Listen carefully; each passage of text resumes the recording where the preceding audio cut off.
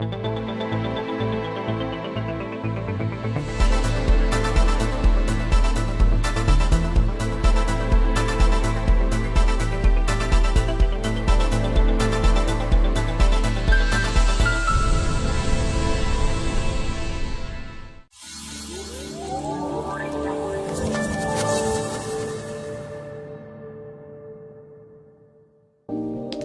sve vode iste. Obratite pažnju na etiketu. Svaki mineral ima svoju specifičnu funkciju, a njihova količina i međusobni odnos definišu kvalitet vode. Samo Aquaviva sadrži OptiMineral kompleks. Zbog toga je preporučujem svima u neograničenim količinama i u svakoj prilici. Aquaviva. Možeš više.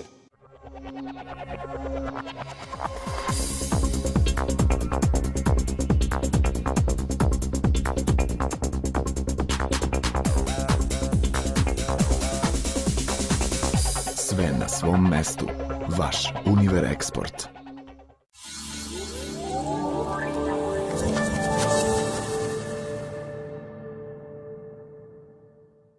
Dobro večer, Ćirilica na televiziji Košara. Ovo je već španska serija. Jugoslav Petrušić u novoj epizodi. Naš čovek u epicentru svetske mafije, tajnih službi i krupnog kapitala, Jugoslav Petrušić prvi put govori kako se vlada lakovernima, teškim i lakim oružjem, epidemijama side i svinjskog gripa, ispiranjem mozga i opštom paranojom. U Beograd je na kratko svratio posle uzbudljivih avantura sa narkodilerima u Kolumbiji i gusarima u Somaliji da po ko zna koji put dokaže da nije planirao atentat na Slobodana Miloševića, niti je počinio bilo kakve ratne zločine, pošto je u ratu nebrojena puta pokazao da je Jugoslav bio neuporedivo veći i časniji Srbin od bilo kog samozvanog srboljuba. Jugoslav, jesi u većoj nemilosti u Parizu i u Beogradu? Ja sam u većoj nemilosti apsolutno svuda u svetu gdje dođem. Svuda, kako se pojavim i stignem negde, dolaze policajci koji me hapse i misle da su uhapsili ne znam koga. Ja im kažem, smirite se, nemoj da se ponašate tako. I posle nekih 2 sata ili 3 sata dođu neki šefovi nekih tajnih službi i vode me do njih. I onda mi objašnjavaju šta je pametno, šta ja treba da pričam, šta da kažem, kako da se ponašam. Da sam ja dobro došao, ali da vodim računa, da ovdje kod njih nema nikakvog posla za mene i tako dalje i tako dalje. Jesi ti nezaposleno lice posle svega? Što si... Od 1999. godine vodim se kao nezaposleno lice.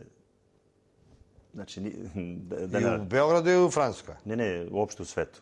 Uopšte? Uopšte u svetu. Za ljude tvog kova trenutno nema posla, pored toliko ratova, haosa, užasa. Ne, posla ima, ali ne želim da radim upravo iz jednog prostog razloga na onim misijama, znači ja ću da radim i dalje daleko od toga. Ne želim da radim na onim misijama da ću opet privatno da služim nekim ljudima da se obogate. Da li se radi o našim ljudima ili se radi o ljudima iz Evropske unije, Amerike, Azije, ja bih volio da radim, u stvari ne bih voleo, nego ću raditi na onim poslovima gdje mogu da pomažem civilnom stanovništvu. Ili da vodim ratove protiv nekih terorističkih organizacija koje su opasne. Znači, u tim poslovima volim da se ostvarujem. Zašto si sve lažno optužen? Ja sam optužen da sam pokušao da ubijem Slobodana Miloševića 1999. godine, da sam iznudio 20.000 maraka na Kosovu od trojice Albanaca, jednog maloletnog lica, i da sam podstrekao na ubistvo dvojicu vojnika koji su sa mnom bili u jedinici, da ubio 2 NN Albanca. Naravno, posle odmah Nataša Kandić, znaš kako se oni zovu. Gospođa Nataša Kandić, koja je predsjednica Fonda za humanitarno pravo. Apsolutno odmah je našla kako se oni zovu 2000. godine. I posle mog izlaska iz zatvora, ja sam zamolio moje advokate Nikolu Nikolića i Gorana Folića, negde u mesecu julu 2001. godine, sastao sam se sa gospođom Natašom Kandić u restoranu Orač, ne u hotelu. I ispričao joj čitavu istinu. Rekao joj šta se desilo, kako je bilo. Sedeli smo to je bilo negde oko 16 časova, bili smo do 22 časa, razgovarali smo punih 6 sati i sve sam joj objasnio. Nikad u životu nije ništa istraživala.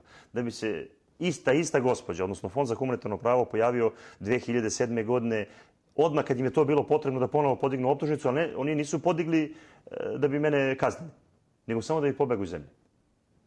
Nije mene niko jurio, apsolutno, nisu htjeli čak ništa ni da urade protiv mene. Nego samo da bi mi isterali zemlju. Nisu mislili da ću pobeći glavom bez obzira. A što te istraje zemlju? Što si malo nezgodan svedok? Nisam nezgodan svetog, nego ne znaju kako da završe ovaj proces. Jer moj proces je politički proces. To je bila priprema suđenju Slobodanu Miloševiću, Vojislavu Šešelju u Hagu, Milutinoviću i ostalima, Krajišniku, Karadžiću, odnosno svim ostalim ljudima u Hagu. To je bilo prikrivanje političkih zločina. Kroz mene su provukli sve političke zločine u Srbiji. Sve izdaje prema ljudima koji su odvedeni u Hag. Kroz mene su provukli pranje novca. Kroz mene su provukli izdaje u vojsci, policiji. Kroz mene su provukli snajpersku pušku Antist 1 s kojom je trebao da bude ubijen Slobodan Milošević. Tako da Mihajl Vajn je stvarno ispričao istinu. Znači, on ništa nije slagao. Oni su ga zato i stavili u iskazima Dražena Erdemovića, odnosno u mojim iskazima na sudu. Oni su... Je s tom puškom posle ubijen premijer Đinđić? Ja smatram da je ubijen premijer Đinđić iz jednog prostog razloga, jer ta puška nanosi tako velike prostrane rane. Bar tako kažu, ja ne znam da li je ovo tačno što oni pričaju, da je prostrana rana kod premijera bila 3,2 cm, izlazna preko 4 cm. Puška koju sam ja doneo, odnosno ja sam s njome radio više puta na drugim kontinentima i u drugim zemljama, upravo pravi tako razorne rane. Znači, ja kažem pravi razorne rane. A još veću sumnju u sve ovo postavlja se pitanje šta su dva inženjera u prvom partizanu kojima sam ja dao kalupe za pravljenje municije uradili sa tim kalupima i kakvu su oni municiju napravili. Odnosno šta je bilo sa 120 metaka koje sam ja doneo Draganu Leštariću i Nenadu Batočenu. Kasnije se ispostavilo da je Dragan Leštarić bio Mosadov agent i da je on prvi došao prilikom rušenja 5. oktobra u službu državne bezbednosti. Da je bio hapšen 4 meseca, iz kojih razloga ni to danas ne znam. Da je njegova izjava na mom suđenju totalno modifikovana, da je izjava u istražnom postupku, da je izjava Nenada Batočena u istražnom postupku totalno modifikovana. U krivičnom postupku su totalno modifikovane, prepravljene i rađene od strane jednog engleskog šefa tajne službe. I da je moj krivični postupak rađen u Vili Mir gdje je bio Goran Matić sa šefom jedne engleske službe, jednim visokim oficirom engleske službe. Ne želim o tome sad da... Što se zamerio Englezima? Ja se nisam zamerio Englezima. Ja sam se zamerio upravo ljudima koji su bombardovali televiziju, kinesku ambasadu, u mojoj krivičnoj prijavi to možda vidite. Zamerio sam se ljudima koji su učinili civilni zločin. I oni su napravili grešku i tako brzo napravili moju krivičnu prijavu, odnosno moj proces, da su i sebe upisali unutra. Znači, na taj način su nespretno uradili mnoge stvari i sad pokušavaju to da prikriju. I da moj proces traje 15 godina se sve to zaboravi. Da ja nikoga ne mogu da tužim od njih, da niko od njih ne odgovara. I da sam počeo da se bavim špijunažom od 1997. godine. Iako sam ja vidjeli... Se ceo život ko gospodin čovjek bavio špijunažom. Ali ne špijunažom, tom špijunažom, nego sam počeo da se bavim špijunažom upravo da bi prikrili pilote u Bosni, Karadžića, sav moj rad prema Kosovu, odnosno sve ono što sam uradio za vreme bombardovanja na Kosovu. Znači, oni su to trebali da prikriju. Ali ko? Pa ljudi koji su počinili ratni zločin protiv civilnog stanovništva u Srbiji. Ko su bili ti ljudi? Pa po meni, ja pričam po meni. Znači, ovo su neka moja saznanja, sud će utvrditi da li je tačno ovo što pričam. Znači, sve ove zgrade su gađene upravo od ljudi koji su postavili radiolokatore. A tražili ih navodno kod nevinog naroda. I pričali o tome. Znači, oni su sve što su radili opisali u svojim dokumentima. Oni su samo prevarili ovaj narod. I niko ne dozvoljava da ta dokumenta budu javno iznešena. Pa zamislite, moj krivični postupak imate 15.000 kucanih grešaka. Pa da li to postoji u jednom krivičnom postupku? Da li igde na ovom svetu? Ima više strana ili grešaka u tvom? Ne, ima više grešaka. Više grešaka. Zamislite moj istražni postupak kad nemate da piše u koliko sati je počeo istražni postupak. Da li ste ikad čuli to? Znači, nema polovinu stvari. Gdje piše... Čekaj, objektivno. Tebe mnogo i negone. Više je to fingirano da pokušaju da te ućuskaju. A kako? Nego što bi te ozbiljno osudio neko. A zašto me ne bi osudili ako sam kriv? Samo mi to recite, molim vas, sad ću da idem na Kosovo da me osude, da bar znam da sam kriv. Znači, ako me naši ne osude, otići ću kod Agim Čekova, zamolit ću ga da me primi, odnosno našim tači, da me bar Albanci osude pa da odležem 5 godina kod čovjek. Pa da bar znam da sam gonjen za nešto. Pa nije problem u tome šta si ti radio, problem je u tome što ti govoriš. Ja ne govorim ništa što ne stoji u papirima. Znači, moj problem je da sve ono što pričam je A kako je moguće da, recimo, na tvojim suđenjima svi oni ljudi koji su trebalo da te terete su se ljubili s tobom u sudnici i govorili da imaš izuzetne zasluge za srpski narod, za državu, za sve. Pa kome je onda bilo potrebno da sve to slaže u datom momentu kod Miloševića, odnosno čitave javnosti. Znači, oni su prikrili apsolutno sve svoje radnje. Ljudi iz vojske i policije koji su upisali u dokumentima mog suđenja. I oni su morali da inkriminišu mene apsolutno za sve. Ali zašto? Pa zato što su sarađivali sa Engleskom, Francuskom, Amerikom, odnosno Izraelom. A ja bio jedina fizička veza koja je znala to. Jesi ti u životu za bilo šta osuđen? Ikada? Ne. Kad kažem ne, kao student jesam. Imao sam nekih problema ovde u Srbiji koji... Bio si žestok ovako momak i to. Na kraju krajeva nebitno, ali sam bio za neka sitna krivična dela osuđivan. A za ove čudovišne optužbe ne? Ma ne samo za ove čudovišne optužbe, to je pričam kad sam imao 18 ili 19 godina. Da, ali za ovo posle... Ne samo za ovo, nego apsolutno za nijedno krivično delo na svetu. Učestvovao sam u 20-ak zemalja u mnogo teškim borbenim operacijama, gdje je stradalo više od 20.000 ljudi od mene i mojih vojnika. Nikad u životu niko nije podigao krivičnu optužnicu protiv mene za ta dela koja sam ja činio ili radio na tim teritorijama. Znači, sve ovo što je rađeno u mom procesu je trebalo da posluži za svrgavanje Miloševića sa vlasti. Ali ne sada, nego 16. maja 1999. godine mene prvo vojska uhapsila. Pa je Geza Farkaš, Aleksandar Vasiljević, Branko Gajić, odnosno kompletan vrh Treće armije i Prištinskog korpusa, da bi prikrili svoj neuspeh i svoj rad i koordinaciju sa drugim stranim tajnim službama. Oni su se tada okrenuli protiv Slobodana Miloševića i shvatili da ništa nisu mogli da izdaju na Kosovu. I sav rad Perišića, odnosno nekih drugih ljudi koji će doći na vlast, su prikrili tako što su mene stavili u zatvor.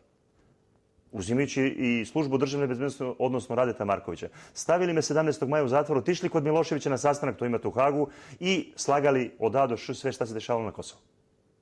Posle toga, znači pričam za vreme vojske, su me pustili na slobodu, više im nisam bio potreban. Znači ja više nisam bio potreban toj strukturi vojnoj. Vojna struktura koja je radila za strane tajne službe je završila posao. Od Pavkovića i ostalih završili su. Odnosno, jedan deo službe državne bezbednosti. Onda, pošto služba državne bezbednosti je tu bila minorna, kad sam bio kod vojske, ona se pitala. Sad su trebali ovi ljudi iz službe državne bezbednosti da i oni dobiju deo kolača. Pa oni kažu, daj opet ćemo mi Jugoslava da uhapsimo malo, da se igramo, malo da se on malo samo ubije. Tako da mi je Goran Živaljević, kad me uhapsio s jednim mojim dobrim prijateljem, ja se nadam, ja ćemo se sresti kroz život, prvo su mi držali džak na glavi, uhapsili me 8. novembra 1999. godine, odveli u službu državne bezbednosti, stavili me jednu sobu koja je ličila na hotelsku sobu, rekao mi ovdje ti majka zakukati neće. Znači Goran Živaljević. Ja kažem, nema problema Gorana, ja sam i onako davno već mrtav. Znači 7. novembra 1999. godine u 18 časova sam imao sastanak sa Filip Rondovom. Moj zadatak u Bosni je bio sasvim druge prirode. Nisam imao nikakvih dodirnih tačaka sa Srbijom. Da bi prilikom mog završenog sastanka sa načelnikom kontraobaveštajne službe francuske vojske krenuo prema Sokocu, odnosno u pravcu Zvornika, i da je Filip Rondo svih 8 farova sa 2 džipa upalio ispred jednog restorana, odnosno neki drugi agenti srpske tajne službe, koji su odmah došli u Beograd i uzeli sliku Bin Ladena. U toj slici su stavili moj lik i pokrenuli operaciju hapšenja terorističke grupe koja hoće da ubije Slobodana Miloševića. Znači, uopšte se nije znalo da oni gone Jugoslava Petrušića. Dan pre toga, znači 6. novembra 1999. godine, ja sam bio sa radnicima službe državne bezbednosti, odnosno sa Draganom Leštarićem, Nenadom Batočaninom, i oni su mi tražili sijaset vrsta oružja da nabavim za službu državne bezbednosti. Radilo se o jednom ugovoru oko 1.000.000 maraka. Znači sve službeno. I dali mi pasoše, njihove pasoše da ih odvedem u inostranstvo da vide to oružje. Znači svi ti ljudi su radili u pripremi mog hapšenja. Znači sve su već to tad bili strani agenti. Uopšte nije bitno. I više puta su dolazili da mi kažu da li ja šta znam o kamionima koji su pokušali da ubiju Vuka Draškovića, šta se dešava, jer su ta 2 kamiona radila kod mene na selu. Znači upravo su mi ispitivali Nenad Batočin i Dragan Leštarić, moji najbolji prijatelji, koji su mi dali pasoše. U isto vreme Dragan Leštarić mi naručuje strane uniforme, navodno zbog nekog filma. A to je trebalo da bude nađeno kod mene kad ubiju Miloševića i da te uniforme, da budemo obučeni u te uniforme, moja puška bačena ispred Belog dvora upravo kad Milošević bude ubijen. Znači sve je to tad spremano. I pošto im to nije upalilo, odnosno pošto to nije savršeno funkcionisalo, oni su se dosetili da me iskoriste u medijsku kampanju. Znači, kompletna ta grupa. Stavili sliku Bin Ladena, znači to imate u izjavama Dragana Leštrića i onda je Aleksandar Đorđević, načelnik 6. uprave, krenuo sa svojom jedinicom, tako hrabrim momcima, da me uhapse. I došli su u sobu, iako bi ja sam došao, znači, znate sami, meni nema potrebe ako šta ko da hapsi. I oni su došli, Goran Živaljević je zakucao na vrata u 4:15 i stavio mi džak na glavu i stavio mu u jedan beli kombi za koji ja smatram da je Stambolić otet tim kombijem.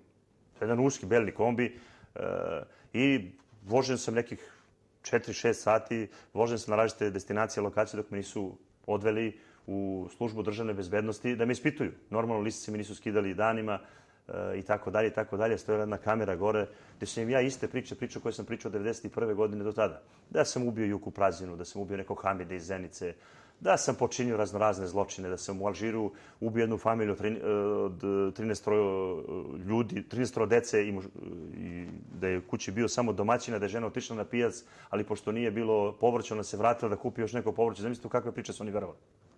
To su nebulozne budale kojima je bilo potrebno, znači oni su privatno to radili. Oni nisu radili da istraže stvari. Oni su verovali sve to. Pričao sam im da sam ja napao Remija, da sam ulazio na Kosovo, posle rata na Kosovo. U sve su oni verovali. Znači, ja sam njima mogu da kažem da slonovi... Da si se borio s marsovcima, da... Evo, ja upravo im to pričam. Znači, ja sam im to pričam. I oni verovali i onda su, kad su shvatili da ništa ne mogu da urade, oni su to napisali na papir i podigli krivičnu prijavu privatno. Znači, moja krivična prijava, koja 10 godina je bila čuvana u tajnosti. Da mislite, 10 godina mi niko nije hteo pokazati, ni jedan moj advokat nije hteo da mi pokaže krivičnu prijavu. Da li vi verujete? Jer trebam ja vama dalje da pričam ko za koga ovde radi. U zadnjih 10 godina pokušavam da pomognem svim relevantnim institucijama koji brane Šešelja, Miloševića, Srebreničku grupu, Karadžića ili bilo koga. I niko ne želi da im da podatke. Znači, još jedanput javno prozivam sve institucije sudske, uzimajući sud za ratne zločine, da sve što je rekao Dražen Erdemović na suđenju Slobodanu Miloševiću mogu da pobijem i da je sve lažno i da je provučeno kroz moj sudski postupak. Jer ja trebam bilo šta drugo da kažem. Zamislite, vi imate jednog čoveka koji laže. U mom sudskom postupku drugi čovek koji me optužio ovde, Stanko Savanović, 2 glavna izvršilaca Srebrenice, koje mogu da stavim u zide da dokažem da su fingirano pričali da bi Slobodan Milošević, Vojislav Šešelj, Karadžić ili neko drugi priznao zločin u Srebrenici. Zamislite kad niko ne dozvoljava da ta istina izađe. Da li iko možda mi objasni na ovom svetu zašto? Jesi ti pozivan da svedočiš u Hagu ili da budeš optužen? Pa, ja sam u Hagu bio više puta pozvan. I Yves Roux me izbacio iz Haga. Zašto? Znači, Yves Roux je bio moj u isto vreme prijatelj, to je jedan kanadski istražitelj, odnosno sudija. Mi smo jako bliski. I on mi je objasnio da više ne dolazim tamo, da je to visoka politika francuske države, da Širak ne dozvoljava, da Clinton ne dozvoljava, da Rusima ne odgovara, da u Srbiji nova demokratska vlast, u to vreme je bio Đinđić, ne dozvoljava da ja pričam o tome, da bi se bilo mnogo problema, ali dobro. Prošlo sve to kako prošlo. Ja se prijavim Hagu ovde, 2006. godine se prijavim da odem kod Matije Helmana, ovde u Beogradu. Dođem 1 put, 2 put, 3 put, 4 puta. Nikad me nije pozvao gospodin Matija Helman. Ne interesuje ga ovo o čemu ja pričam. On verovatno radi za neke Marsovce. Njega ne interesuje istina, ne interesuje ga zločini. Ne interesuje ga šta su radili generali i pukovnici bilo kojih struktura vojnih, da li su to srpski, muslimanski, hrvatski, albanski. Njega ništa ne interesuje. Tako da su me oni 4 puta uljudno primili, ja sam 4 puta bio. Uljudno me primili, dali mi da se poslužim svim stvarima koje treba, i sok, i imaju dobar viski, dobro me pretresli, pošto oni tamo vode računa da nisam naoružan. Porazgovarali sa mnom, tražili mi dokumente, ja im sve dostavio. Znači, oni su sve to uljudno uradili dok nisu pročitali. I našli za shodno da me ne zovu. Jedino Matija Helman verovatno zna zašto me nije zvao. Svi beže od Haga, jedino Hag beži od Jugoslava. Ne beži Hag od Jugoslava. Beže ti privatnici koji upravo manipulišu i Hag. Ja o tome želim da pričam. Znači, sudije u Hagu nisu nerealne. One samo sude po onome što imaju ispred sebe. Bramenc, vi najbolje znate ko je on, za koga on radi. Odnosno, za koga je radila Carla Del Ponte. Ona je radila po dokazima koje je imala ispred sebe. Te dokaze je skuplja neko. Ja ne mogu da vam dam nikakav drugi pravac, osim da vrh naših tajnih službi, odnosno svih tajnih službi u ovim republikama, zatvorimo. Pa da nađemo istinu, ljudi. Krivi ili ne krivi. A oni ljudi koji nisu krivi, mi ćemo im se izvinuti, dati im odštetu, ali oni će nam poslužiti kao najbolji parametri da nađemo istinu.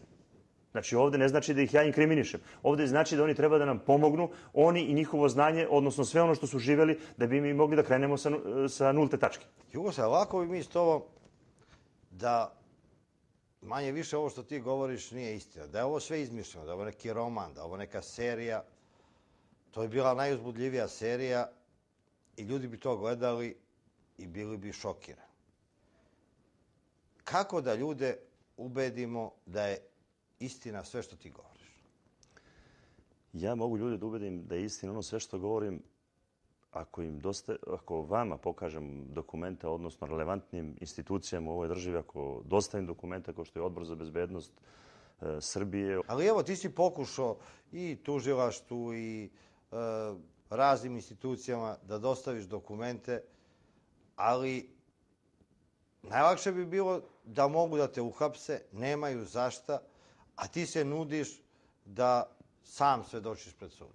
Ja se ne nudim sam da svedočim. Ako u rukama imate jedno pismo koje je poslato Radovanu Karadžiću od strane francuskog oficira koji se zove Herme Gourmelon, a njegov šef bio Enriš, u kome piše u suštini šta je Holbruk pisao Radovanu Karadžiću, odnosno šta se dogovarao sa Slobodanom Miloševićem vezano za Republiku Srpsku.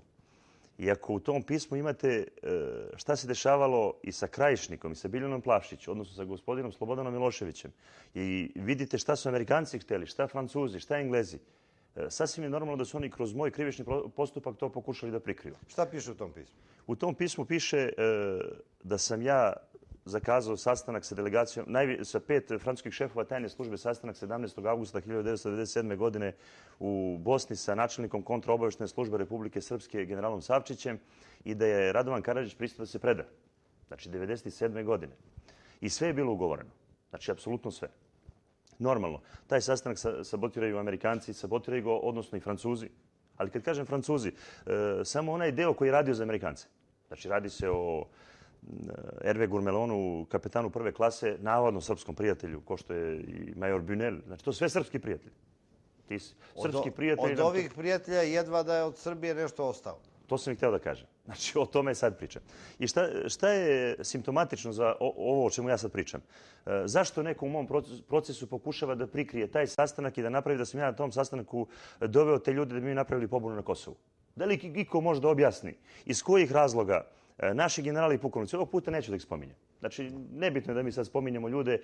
Znači, radi se o kompletnim bezbednostnim strukturama Savezne Republike Jugoslavije. Znači, kako vojske, policije, tako službe državne bezbednosti, odnosno Ministarstva inostranih poslova. Kažem, o kompletnim strukturama u samom vrhu je izvršena sabotaža da se taj sastanak prikaže kao sastanak visokih francuskih funkcionera tajnih službi sa američkim i da smo mi tu spremali pobunu na Kosovu.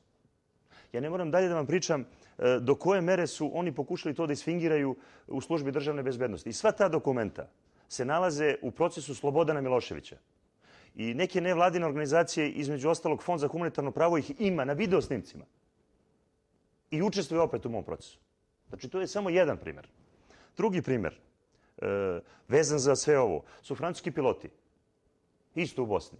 Na isti način, kroz moj krivični postupak, je pokušano da se fingira i sakrije da to nije bilo tačno. I da sam ja donao 2 miliona navodno maraka, da je sve to rađeno iza leđa srpskom narodu, da se Srbi unište. A u suštini, čitava pozadina toga je bila da visoki funkcioneri Francuske, Širak, Jelcin, odnosno neki naši ljudi iz službi državnih bezbednosti, pribave materijalnu korist i naprave Oluju 2, o kojoj piše francuski oficir Radovanu Karadžiću u pismu.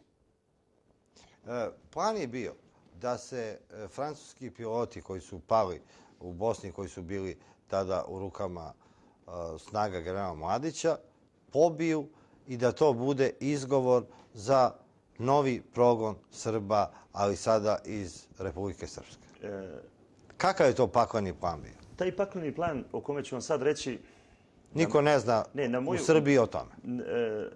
Jovan Đogo je danas mrtav čovjek. Mislim, mrtav čovjek.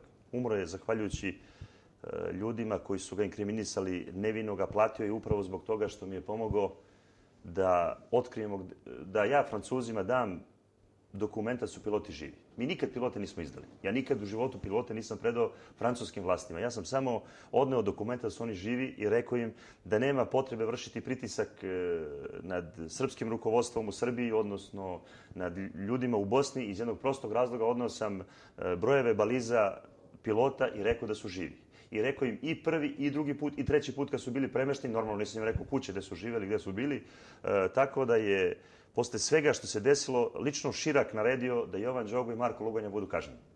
Znači, lično on je naredio. A film koji je napravljen upravo o tome, normalno nije čista istina u tom filmu. To je francuski film koji je francuska televizija emitovala. Francuska televizija 20... A koji nikad nije emitovan u Srbiji. I neće nikad ni biti emitovan. Zašto? Iz jednog prostog razloga tako žele da sakriju Oluju 2.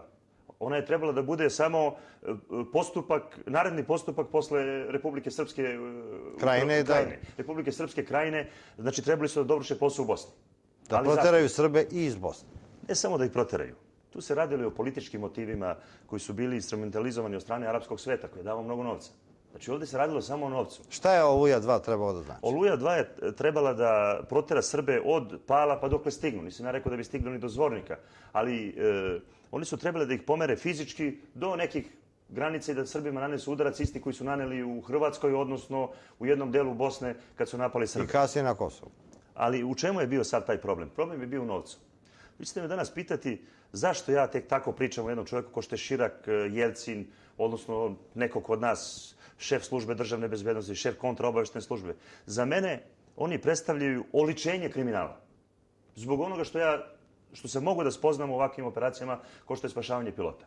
Recimo, Jacques Chirac je dozvolio svom ministru unutrašnjih poslova da preko izraelskih agenata, ruskih, francuskih, odnosno naših tajnih agenata uđe u jedan prost kriminal, da kažem, da pošalje naoružanje koje će prodati Angoli, oni se danas sude za to i da, iako sam ja imao sva dokumenta i dokazao da sam ja u pravu i da su ti ljudi čisti kriminalci, oni i danas vrše pritisak nad ljudima sličnim meni da ne pričaju istinu.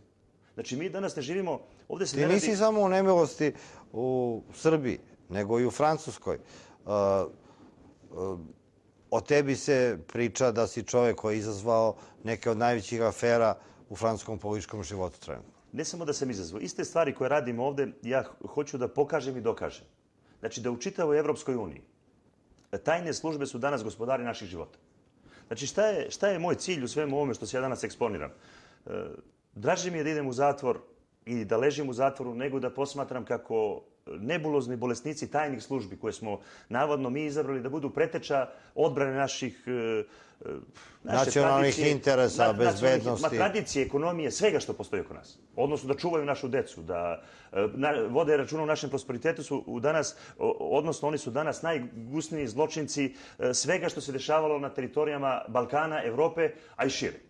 Znači, upravo ne možete da nađete ni jednu tajnu službu, ni jednog predsjednika više, ministra ili bilo koga na svetu da on nije umešan u neku političku aferu, odnosno u neku kriminalnu aferu, da li se tiče novca ili bilo čega drugog, uopšte nebitno. Da li se radi o vojsci, policiji, propagandi ili bilo čemu, oni samo hoće novac. Znači, jedina stvar koja ove ljude interesuje je novac. Pa je tako bilo i sa našim državnicima. Ništa se ne razlikuje Milošević od Đinđića, odnosno od drugih predsjednika. Jer je Miloševića su... I od francuskih predsjednika. Apsolutno ništa. Evo, recimo, sad se bivši premijer i kandidat za predsjednika de Villepin u Francuskoj sudi sa aktualnim predsjednikom Sarkozy.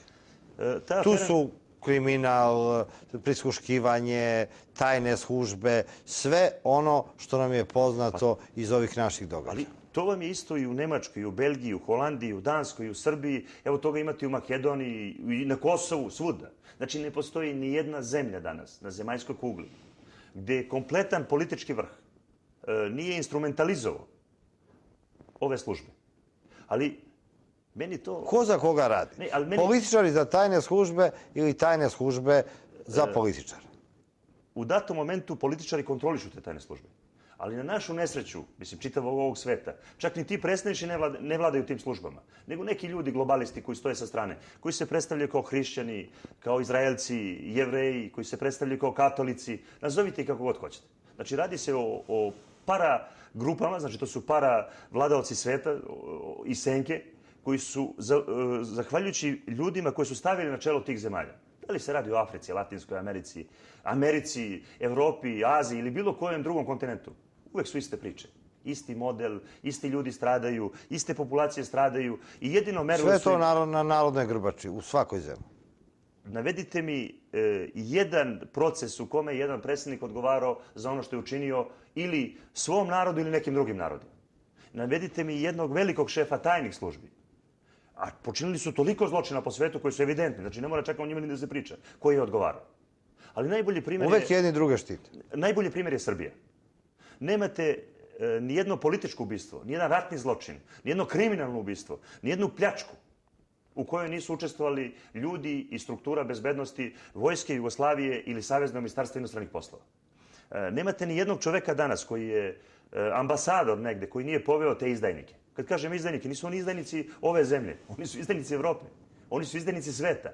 Oni su ubili sve vrste morala koje su mogle da postoje kod nas. Nismo mi ispravni ljudi, sad pa treba nam 100% moral, ali su nam ubili sve vrednosti naše istorije. Ali ti isti ljudi su tebe decenijama zloupotrebljavali, shvalite po svim zemljama sveta, učestvovao si u različitim ratovima, srušio si ko zna koliko režima i tek si se osvestio na kraj. Ne, ja sam bio vernik. Verovao sam. U šta si verovao? U demokratiju, u slobodu, u pravdu, koji svako dete. Pa čemu sam ja bio učen od mojih roditelja? Za mene Evropa je bila sloboda. Ovdje sam živio u nekoj vrsti slobode, pod Titom, komunizmom, socijalizmom, nebitno kom. Bio sam slobodan, hteo da se borim za te slobodne ideje. Pa tako su nas učili. Ja nisam mogao sada da preskočim. Pa sam onda otišao još u veću demokratiju. U Francusku. Za mene je to bila najveća demokratija na svetu. Stvaraoci, mislioci, najveći slikari, umetnici, političari, svi su imali tamo slobodu. Navodno jedan Homeini, svi diktatori sveta su tamo bili. U egzilu. U egzilu. Francuska je bila otvorena zemlja, našto Pariz, slobodarski grad, utočište za sve nevoljnike iz čitavog sveta. Zamislite sad jedno dete koje dođe u takav grad, s jednog sela ko što je Gajte. Šta sam ja tu mogao da vidim i da shvatim? Ja sam mislio da je svet moj, da sam doživeo vrhunac. Kakav je tvoj utisak prvi bio u Parizu kad si stigao tamo? Ja sam smatrao da je moj život dostigao nirvanu. Onog momenta kad sam... Kad si video svetlosti Pariza? Ne samo svetlost Pariza, kad sam video sve te velike zgrade, slike, pruge, mostove, sve što me okruživalo, ja sam smatrao da ne postoji ništa umnije i pametnije na ovom svetu i da taj svet je savršenstvo, da je taj svet naše savršenstvo.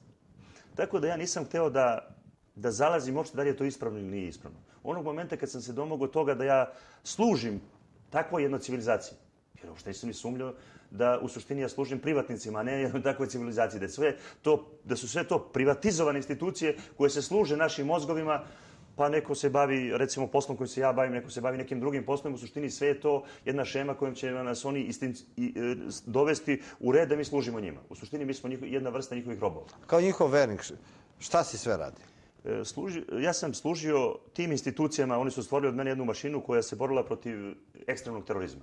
Da li se to radilo o islamistima, katolicima, ljudima koji se bore protiv različitih vrsta politike, za mene su sve bili neprijatelji evropskog društva. Znači ja pričam ovdje o evropskom društvu. I ja sam verovao da sve te ljude treba uništiti. Takvom brutalnošću smatrao sam da su oni ljudi koji su nesposobni da razmišljaju. Uopšte nisam razmišljao o njima kao ljudima. Smatrao sam da ti ljudi nemaju pravo na život. Misleći da naša ideologija i naša kultura to dobro vide i da moji predsjednici, ko što je nekad bio Mitterrand, odnosno Širak, savršeno dobro poznaju tu istoriju i kulturu i da mi trebamo da uništimo te ljude koji su nepodobni za naše društvo. Znači ti si mislio da ti to sve što radiš, da to je za dobro čovečanstva? Ja nisam mislio, ja sam verovao. To je strašno velika razlika. Ja sam verovao kao što sam verovao u našoj zemlji komunizmu. Ja sam verovao i socijalizmu. Ja i danas verujem. Kad ne bih verovao u stvari koje radim, ja ne mogu ni da živim. Ljudi bez vere su prazni ljudi. Čega se najviše kaješ što si uradio kao vernik? Najviše se kajem kao vernik što ranije nisam spoznao stvari, recimo 1991. godine koje se dešavali u Iraku. Za mene tada je bilo bitno samo da uspem u životu. Svi ovi programi u kojima se mi danas nalazimo, samo nam je bitno uspeti. Uopšte nam je nebitno koga ćemo zgaziti ideje kad kako. Bez morala, bez pardona, bez želje za životom, da ostavimo nekoga u životu, da shvatimo da ti ljudi žive u patnji i mukama, odnosno da im pomognemo. Znači, za mene je bilo bitno samo uspeti.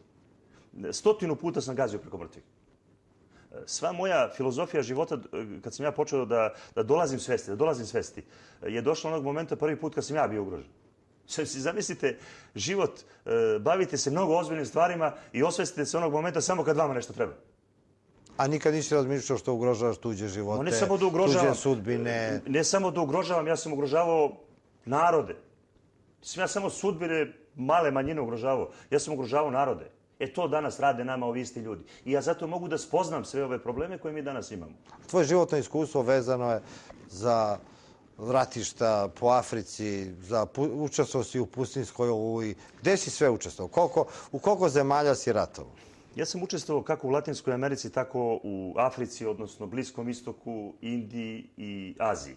Bio sam u mnogim zemljama, u nekima sam samo bio da pravim analitiku, a u nekim drugim zemljama sam bio u borbenim akcijama. U tim borbenim akcijama bilo je svega i svačega. Od do. Znači, desetinama puta moj zadatak je bio da generale Sadama Huseina prevučem na našu stranu, da ih slažem, da mi operem mozgove, da ih nagovorim da to što rade je najbolje za Irak. U suštini, vi verovali ne... Da ako izdaju Sadama da to... Ne, da to što rade je najbolje za Sadama. Ne da izdaju. Suprotno ih učite. Vi ih učite da to što treba da urade u svojoj zemlji da je najbolje za Sadama, u suštini to je najgora izdaja te zemlje. Znači, to se desilo i nama. Jedan primjer ću vam dati. Vratit ću se samo na Perišića. Recimo, on je bio angažovan 1995. da obiđe sve bivše generale Socijalističke federativne republike Jugoslavije. Navodno da stvore front koji će se boriti protiv Tuđmana, Izetbegovića i Miloševića. I pokupio je sve podatke koje su naši generali skupljali od 80. godina do 95. godine. I sve to predao stranim agentima. Danas imate hiljade generale koji će vam to potvrditi. Ali on je bio izmanipulisan, on je verovao da je to najbolja stvar za Srbiju. Odnosno za bivšu Jugoslaviju. Taj čovjek je verovao. I onog momenta kad se on osvesti, to je kasno, on ne sme da stane ispred suda pravde jer on nema morala više. On ne vredi ničemu. A kada si ti progledao? Ja sam progledao nekih 95. godina, od 94. na 95. upravo sukobom rata u Bosni, kad sam shvatio da jedan broj mojih šefova, je hteo samo materijalno da se obogati. Znači, nisu ga interesovale nikakve istinite stvari koje su dešavale u Bosni. O čemu se tu radilo? Znači, radilo se na 93. i 94. o svemu onome što se dešavalo u Sarajevu. Ja sam imao pristupa tim zatvorima, tim logorima, imao sam pristupa nevladinim organizacijama, imao sam pristupa doktorima bez granica, imao sam pristupa nekim informacijama koje su se ticali isto Vukovara i sve se to preplitalo. Ja sam te informacije donosio na 100 relevantnim institucijama u Francuskoj, smatrajući da će oni reagovati po zakonu pravde. Znači, ja ni na kraj pameti mi nije došlo na pamet da će ti ljudi falsifikovati te izjave i koristiti ih zarad materijalnih koristi. Znači, oni nisu to radili ni u ime Francuske. Nisu oni prekrivali te informacije da bi zaštitili Francusku. Znači, u ličnom interesu? Pa, u svom ličnom interesu, ja o tome pričam. Znači, s čega sam ja počeo da se grozim? Onoga da je svako radio sam za sebe. Znači, a najveći kriminal su uglavnom sprovodile te humanitarne organizacije. Ali nisu one mogle da funkcionišu ako vi nemate tajnu službu koja vas pokriva. Pa ne možete vi da funkcionišete bez sistema. Zašto ja napadam ovde te strukture sistema? Pa da bi došli bar malo do istine. Znači, mi ne možemo da dođemo do istine čak i da nisu krivi ti ljudi. Evo, uzmimo recimo prenos leševa sa Kosova. To da je ratni zločin postojao dole, ja se slažem. Znači to, ali da jedan vojnik pobije ljude pa da ih prekopava i donosi u Srbiju, pa da li ima većeg para zločina od toga? Pa ne postoji veći para zločina. Ali kad bi vi danas uhapsili 1.500 ljudi koji su dozvolili svesno ili nesvesno da ti kamioni prođu našom teritorijom, od vojske, policije, odnosno nekih drugih organa zvaničnih. Svi su to pokriva. Pa ne samo da su pokrivali, oni su ćutali. Čak i kad su znali nešto, oni su ćutali. Pa tih 1.500 ljudi danas zastavite u zatvor, verujte mi da bi ih za nepuni godinu dana otkrili ubistvo premijera Đinđića, sve zločine na Kosovu, Bosni, Hrvatskoj. Tako kad bi uradili isto i u Bosni, i u Hrvatskoj, i na Kosovu, onda nam ne bi trebao niko da mi pregovaramo između sebe. Mi bi našli naše zločince između nas. Mi bi oprali naše grehove i našu krv. Recimo, ja sam jedan od retkih ljudi koji sme da ide na bilo koju teritoriju da svedoči o svemu onome što je radio. Ja sutra, ako sam počinio zločin na Kosovu, ja ću na Kosovu da ležim zatvor. Neću u Srbiji da ležim. Više će me poštovati Albanci. Znači, više će me poštovati Albanci nego što će me poštovati Srbi. Ili ako sam počinio zločin u Zairu, pa ležat ću ga u Zairu. Ako sam ga počinio u Alžiru, ležat ću ga u Alžiru. I ne vidim ništa ružno u tome da čovjek koji je počinio jedno krivično delo ode ispred nekog suda da se prijavi i uradi. Ali vi nikad u životu ne možete da nađete pravdu. I zato su svi procesi u bivšoj Jugoslaviji mistifikovani jer iza njih stoje sistemi tajnih službi. Odnosno sistemi drugih tajnih službi, spoljnih, engleskih, francuskih, američkih, ali niko ne može da mu ubedi da je američka država naredila zločin u Srebrenici. Da je francuska država naredila zločin u Srebrenici. Ali pojedinci jesu učestvovali, koristeći se inercijom sile tih stranih tajnih službi u kojima su bili, recimo, francuske, kao što je Philippe Rondo ili Raymond Nart, koji danas prikriva istinu upravo o pilotima. Iz Amerike je neko drugi, recimo George Tenet, njega dovoljno dobro poznajem i neke druge ljude, ja pričam o najvećim ljudima iz jednog prostog razloga jer su oni najviše krivi u tom, ali zarad svojih materijalnih koristi. Ne može niko da me ubedi da 150 oficira UČK je danas u Kolumbiji da niko ništa ne zna i da obučava Farkovce. Ne može niko da me ubedi da mnogi naši oficiri bezbednosti koji su radili za strane tajne službe, evo uzmemo Miloševića prvo koji je bio u Americi, on je bio obrađen od strane CIA. Pa onda Pavković i tako dalje i tako dalje. Ali isto tako i Tuđman bio obrađen od ruske tajne službe i američke. Isto tako Alija Izetbegović je bio obrađen od islamskih tajnih službi, odnosno CIA i Mosada. I da vam ne pričam dalje. Znači ta nesreća koja nam se desila je bila organizovana. Neko je stajao iza toga i izmanipulisao s tim ljudima koji su bili nominalno na čelu tih država. Ali mi tu nesreću danas možemo da rešimo samo ako te ljude stavimo u zatvor. A vi ćete me pitati koga? Pa ljudi, kad kažem tajnih službi, ne sve ljudi iz tajnih službi. Nisu svi ljudi bili iz tajnih službi. Ali postoje karike u tim tajnim službama koji su se koristile tim tajnim službama upravo zbog pozicije koje su imali. Jedan primjer ću vam dati. Ubistvo Jašarija. To je najbolje fizičko delo koje mi možemo da vidimo koje su uradile strane tajne službe sa našim tajnim službama da bi počeo rat na Kosovu. Znači, ko je imao interesa da ubije 47 žena, 47 dece i žena je stradalo u toj kući? Pa, molim vas, vi se bavite novinarstvom toliko. Ja sam bio 28 godina po svim ratovima sveta, to nisam nikad video. Nigde u nijednoj zvaničnoj informaciji sveta nisam vidio da jedna obučena vojska, kao što je bila naša, koristi tenkove i topove, odnosno da uđe u kuću i da pobije žene i decu. Kakve veze to ima s terorizmom? I mnoge druge stvari. Ako pogledate sva naša suđenja, sud za ratne zločine, sud u Hagu ili neki drugi sudovi u Francuskoj, sve je montirano. Znači, u Engleskoj, Nemačkoj ili bilo gde, ne možete da dođete danas nikako do istine, osim ako ta istina ne odgovara globalistima. A vi ste me pitati, pa ko su ti globalisti? Globalisti su ljudi kao što je Soros, Rockefeller, Rothschild. Globalisti su ljudi kao što je možda prestolonaslednik katoličke vere, možda pravoslavne, možda jevrejske. To su ljudi globalisti koji hoće da nas izmešaju, koji su izmešali sve ove vere i nas vernike napravili da budemo njihove sluge. Ja nemam ništa protiv nijedne vere. Ni pravoslavne, ni... Jesi nekada s tim tvojim putovanjima i stranstovanjima upoznao neke od tih moćnika koji za senke vladaju svetom? Ja sam radio nekoliko puta na ljudima koji su bili bliski Mitterrandu. Ne bih pričao o kome se radi. Ali se radilo, recimo, o jednoj od najvećih familija danas u Americi koja je najbogatija i koja živi isto u Francuskoj. Vi znate da oni žive između Francuske i toga. Vi ne možete da verujete, svi klubovi, svaki Rotary klub, masoni, vitezovi, šta ja znam kako se oni još zovu. Sve je to sekta. Odnosno, to je jedna vrsta sekti koja privlači naše inteligentne mozgove, daje im u suštini neke ideje, ima puno interesantnih stvari. Su to tako glupe stvari da čovjek kaže da je to sekta. Ali način na koji oni žive, na koji radi, jeste kontrolisanje umnih mozgova u društvima kao što je Evropa. I da oni služe njihovim ciljevima. Jer danas oni ne žele više razvoj Evrope. Ne žele našu produkciju. Zašto?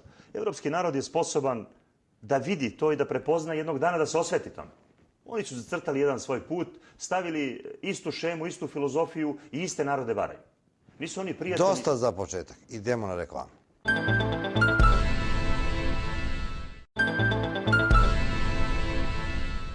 Jugoslav, imaš ti neki dokaz za to ili je ovo još jedna teorija zavere? Ne. Da ne bi bila teorija zavere, ja sam 2007. godine u Nedeljnom telegrafu kod Danijele Milenković upravo napisao svemu ovome što sad vama kažem. Da ne bi bila teorija zavere i dokaza. Ja nisam imao drugih dokaza i francuska tajna služba mi nije dozvolila da oslobodim Ingrid Betancourt, to je gospođa kolumbijsko-francuskog porekla koja je trebala da bude predsjednik Kolumbije. I upravo koja je shvatila kako to funkcioniše tamo u tim zemljama i koja vodi tu politiku. Ona je bila uhapšena 22. februara 2002. godine i ja sam počeo istraživanje o njoj 2003. ili 2004. godinu i francuska tajna služba je dozvolila meni u jednom delu, odnosno šefovi francuske tajne službe su dozvolili da se ja bavim tim problemom. Normalno, ja sam morao da pustim dugu kosu, sve to da uradim. Imao sam više putovanja u Latinskoj Americi, znači prvo sam bio u Venecueli, našao sam gospodina koji je nekad bio leva ruka ili desna ruka Che Guevare, koji je danas profesor na jednom fakultetu u Venecueli i koji mi je dao mogućnosti da ja dođem do Kolumbije, Perua, Ekvadora, odnosno Brazila i da budem u tim šumama gde su Indijanci i da dođem u situaciju da spoznam gde se nalazi Ingrid Betancourt. Ja sam od 2004. do 2007. jedno 20-ak puta im davao informacije šta se dešava, gde se nalazi, gde se kreću, kad silaze sa planine, da se nalaze blizu vodopada, da ne koriste različite sredstva, da je leče, da je bolesna, tako dalje, tako dalje. I shvatio da oni ne žele da je oslobode. Bilo je više lažnih intervencija, različitih šefova, tajnih službi, isto koji kod nas to radi. Znači, apsolutno ista manipulacija, sve isto, niko ne želi da je oslobodi. I 2007. u mesecu, ja mislim da je bio mesec avgust ili možda jul, znam da je bilo leto, ja sam kod Danijele Milenković upravo napisao da u slučaju da šef francuske tajne službe ne obelodani sve ono što sam mu ja dao vezano za tu gospođu i ne bude oslobođen, da ću ja osloboditi fizički. Znači ja. I da ću obelodaniti sve što znam o njoj. Isto ove dokaze koje vama danas pričamo, o kojima ja sad pričam, to sam isto obelodanio francuskom novinaru koji se zove Murada Itabuš. Isto jedan francuski novinar koji je apsolutno sve znao od 2004. do kraja 2007. šta se dešavalo sa Ingrid Betancourt. Normalno, francuski šef tajne službe me odmah zvao, pozvao me u jednom velikom restoranu, došlo je četiri druga agenta francuske tajne službe, rekao mi Jugoslav. Ja sam njega nazvao da ne želi da stopira tu aferu, da ću ga prijaviti. Odnosno, tada sam u tim novinama, u Nedeljnom telegrafu napisao isto da će u Americi pobediti čovek tamne puti, da će jednog dana stradati i tako dalje, i tako dalje. Još mnoge druge podatke sam napisao u tim novinama, tako da sam bio izriban zbog toga što sam napisao u našim novinama. Zamislite, kad je francuska tajna služba sve čitala šta ja pišem u našim novinama. Ja dalje ne moram da vam pričam do koje mere su oni kontrolisali upravo jednu takvu operaciju. Da bi u mesecu martu iduće godine ona bila oslobođena, odnosno bila oslobođena odmah tada, ali su je spremili da se malo izleči jer je bila bolesna i meseca marta prikazali sva ta dokumenta i sve te slike koje sam ja bio spremio i našao gde se ona nalazi. Mog doktora koji je lečio su iskoristili da bi je izveli odatle i napravili spektakularnu aferu i opet se radilo o novcu. Znači, uvek se radi o novcu. A jesi li u Kolumbiji video oficire OVK koji su instruktori? Ja ne samo da sam video oficire OVK. Ti oficiri OVK, oni ne žive u prašumi. Znači, oni ne žive u džungli. Oni žive po hotelima. Oni su u suštini preprodavci droge. Oni samo služe da budu paravan između američkih tajnih službi, ali moram da se ogradim. Ne tajnih službi. Nijedna tajna služba ne radi ona da prodaje drogu. Nego jedan od šefova, navodno, kontrolišući taj kartel, on prodaje drogu. I onda jedan deo bacio bolje mi nego neko... Normalno. Ali opet to privatno rade, radi privatnih interesa. Znači sve su to privatni kanali koji se kriju preko države. I vi ne možete da dosegnete, jer upravo to globalisti prikrivaju. Znači, kompletne ove strukture o kojima vam ja sad pričam pokrivaju to. Da li je to George Tenet, da li se radi o Bushu, Clintonu, da li se radi o strukturama Širaka, čak i oni nisu nalogodavci svega toga. Oni su samo pokriće tajnim službama kojima je dozvoljeno da rade šta god hoće. A od čega bi se tajne službe izdržavale da ne prodaju drogu? Ne, imaju oni novca. Droga ne služi samo tome. Droga služi pokoravanju mnogih kriminalnih sistema. U suštini vi danas nemate nijednu kriminalnu organizaciju. Najveće kriminalne organizacije su danas tajne službe. To su najveće kriminalne organizacije na svetu koje postoje. Znači, ja ovde ne pričam o nama, da ljudi ne misle da ja pričam o Balkanu. Mali smo mi da bi ja pričao. Pričam o svim tajnim službama na svetu, jer ih savršeno dobro poznajem. Znači, one danas drže i narkodilere, oni danas drže i profesionalne ubice, oni danas postiču ratove, oni danas čine ratne zločine, politička ubistva, odnosno stavljaju predsjednike, menjaju predsjednike, prave nevladine organizacije, doktore bez granica, to ne samo da su strukture kriminalne, oni su sve te kriminalne organizacije sicilijanske mafije stavili danas u legalne institucije, ako to mogu tako da objasnim. A šta si još doživljavao što te osvetilo? Evo, drugi primjer ću vam dati obalu Slonovače. 2004. na 2005. godinu francuska vojska je imala problema i došlo je do sukoba civila i francuske vojske, odnosno francuske legije stranaca koja se nalazila u obali Slonovače. Vi znate da je to jedna od zemlji koja najviše znači Francusku. Znači, ide je sve, i vojska, i policija, i predsjednik, svi pričaju francuski. To je Francuska u suštini. Pa došlo je do sukoba, izazvan je sukob. Ja sam bio poslat od strane francuske tajne službe kod predsjednika Paqueboa. On mi je dao zadatak da obučim njegove specijalne jedinice, da zaštitim grad, da spremim vojsku, da ne puca bilo kako, odnosno da pripremim da mogu da se brane, a da pri tome nema civilnih žrtava, odnosno da ne dođe do eskalacije sukoba između naroda i francuske vojske, između njihove vojske i francuske i tako dalje i tako dalje. Ja sam bio 4 puta po mjesec dana. Na tim istim teritorijama u gornjem delu obale Slonovače 1,5 miliona ljudi su muslimani, a u donjem delu su katolici. I oni su napravili isti problem koji kod nas. Isti problem, apsolutno isti je problem kao što je bio u Bosni i na Kosovu. Znači, iste strukture ljudi, nevladine organizacije, leče jedne, dolaze kod drugih, pregovaraju, stavljaju mostove, ubacuju teroriste, tako da sam u jednom delu nekih 70 km od Abidžana 29 terorista sam likvidirao u jednoj džungli. Imam i snimke upravo iz tih delova džungle, koje ćete moći da vidite normalno, da vi vidite da ja pričam istinu. I prilikom tih susreta mojih sa predsjednikom države, ja sam mu rekao šta Francuska misli, kako da funkcionišemo, kako treba da se približimo. Tako da sam šefove tajnih službi obale Slonovače doveo u Pariz. Radi se o generalu Žeze, o kolonelu Loko i tako dalje i tako dalje. I oni su našli zajednički jezik. Znači, ja sam to radio jedno 4 mjeseca. Znači, u više navrata, u godinu dana 4 mjeseca sam proveo na teritoriji. Da bi oni, čim sam završio misiju, isto kao u našim novinama za aferu pokušaj ubistva Slobodana Miloševića, tamo napravili da sam ja teo da ubijem prvog čoveka opozicije. Na isti način. Isto su uradili u novinama.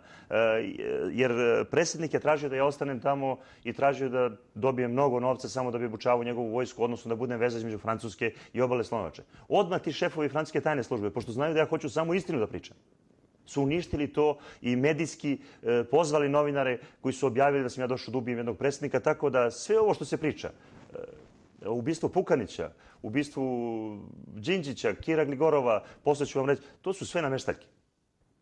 Uopšte po svetu svako ubistvo koje se političko desi, to su totalne nameštaljke. Ali evo recimo ti si bio u sličnim misijama i u Zairu i u Ruandi. To je praktično ista priča, kao i ovo što se dešavalo nama tokom vremena. Evo jedan primjer ću da vam kažem.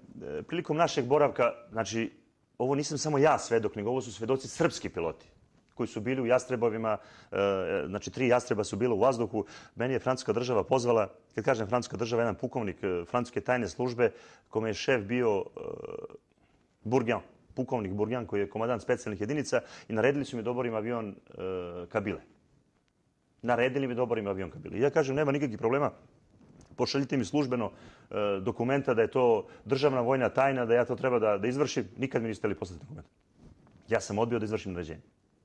Ali to je bilo čudesno. Prvo, odlaziš da braniš Mobutuov režim u Zairu, a u stvari dovodiš Kabilu na vlast. Onda odlaziš, dešava se ubistvo Kabile i postavljanje njegovog sina. Ko to sve kontroliše? Ovi isti ljudi o kojima vam pričam. Upravo zbog toga mogu da spoznam sve ove stvari koje se dešavaju kod nas. Kad kažem ovi ljudi isti, ništa od toga ne može da se desi bez podrške tajnih službi.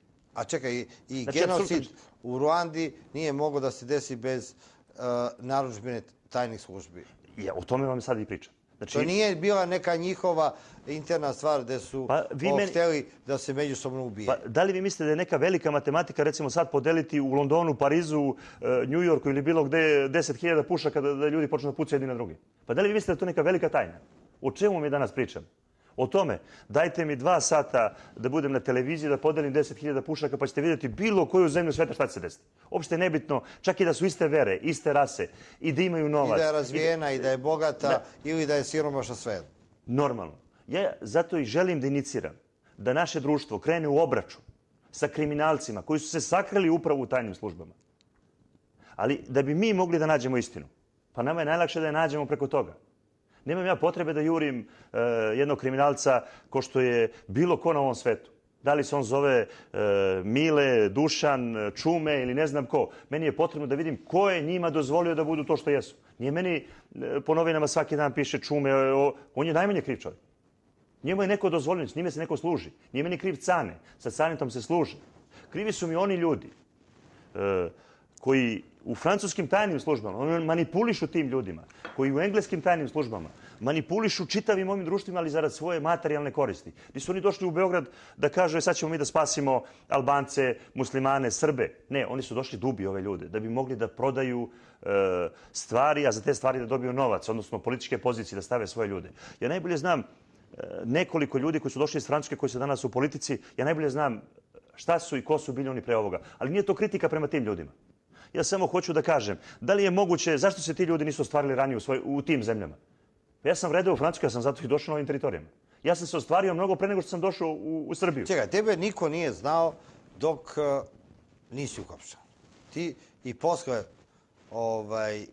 izlaska iz zatvora, kad si kao u aferi Pauk optužen da si hteo da ubiješ Slobodana Miloševića, ti si rekao, ja sam mrtav čovjek, ja više ne postojim, jer je otkriveno Kosovo. Pa normalno je stvarno tako, jer te tajne službe, onog momenta kad vas javno prozovu, zamislite godinu dana pišu po svim novinama sveta, nisu oni mene napale u Srbiji, nego sve televizije sveta, u 8 sati uveče su objavile da sam ja terorista.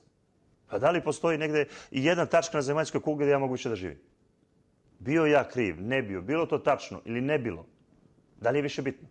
Znači nije, ja sam mrtav čovjek. Mrtav čovjek sam u onom pravcu da ja više slobodno ne mogu da živim.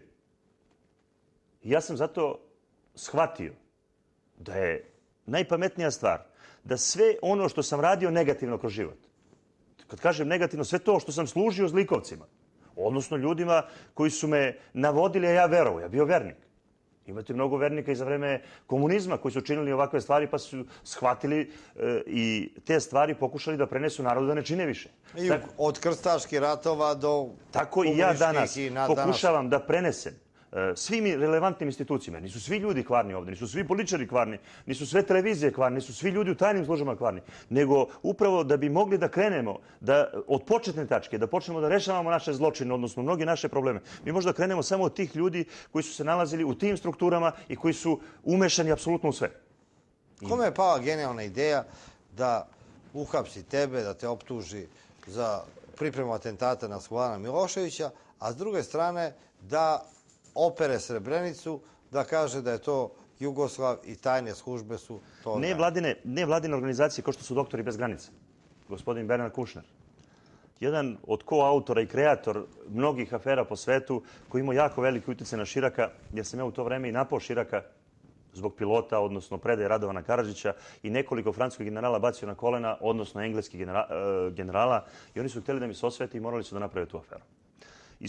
Iskoristili su naše maloumnike, kad kažem naše maloumnike, ne maloumnike u smislu da su oni bili neškolovani, upravo ubedili su ih da to što rade je najbolje za srpski narod, uzimajući Miloševića. Znači oni su ubedili Miloševića da to što rade sa mnom u isto vreme mogu da operu apsolutno sve šta god hoće.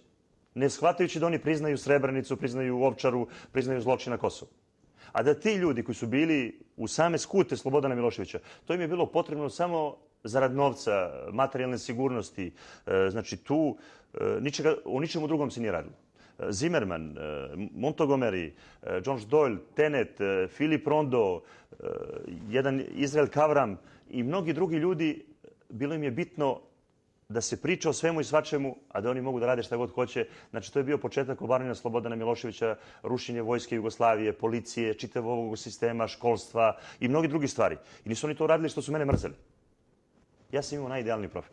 Znači, niko... Ti si bio metafora na kojoj je mogo sve da se... Normalno.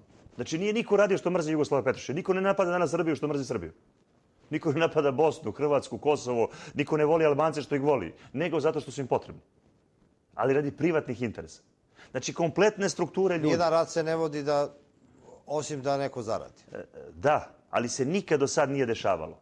Da li je to bio Mitterrand, da li se radilo o De Gauleu, da li se radilo o Titu, Nehru, Nasseru, da li se radilo o starim predsjednicima Amerike, Churchillu ili bilo kome, Engleske. Niko nikad nije ovakvom bestijalnošću pljačko, krao, ubio i pravio se lud i sve ovo radio. Znači, nikad u povesti naroda se ovako nešto nije dešavalo. Znači, nikad nije moglo da se desi da apsolutno svi predsjednici, svi ministri su umešani u kriminalne afere. Znači, nikad u životu. Nikad u životu se nije desilo da su svi šefovi tajnih službi umešani u kriminalne afere. Znači, nikad.